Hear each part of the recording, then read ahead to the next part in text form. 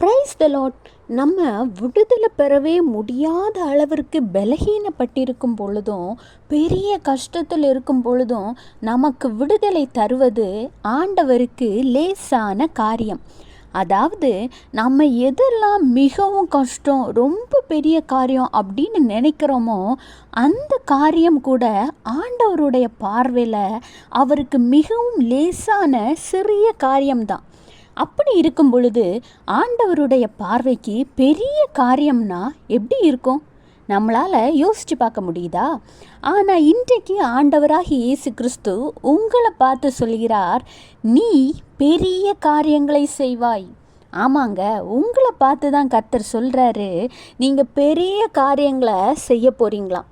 கர்த்தர் சொல்கிறார், 1 சாமுவேல் 26:25, நீ ஆசீர்வதிக்கப்பட்டவன், நீ பெரிய காரியங்களை செய்வாய், மென்மேலும் பலப்படுவாய்.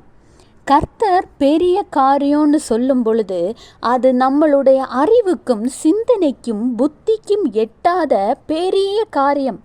அதை நீங்கள் ஆண்டவரோடு துணையோடு செய்ய போகிறீங்க. ஏன்னா நீங்கள் ஆசீர்வதிக்கப்பட்டவள், நீங்கள் ஆசீர்வதிக்கப்பட்டவன். ஆண்டவராகிய இயேசு கிறிஸ்துவினால் ஆசீர்வதிக்கப்பட்ட சன்னதியாக இருக்கக்கூடிய உங்களை கொண்டு பெரிய காரியங்களை செய்வது அவருக்கு லேசான காரியம்.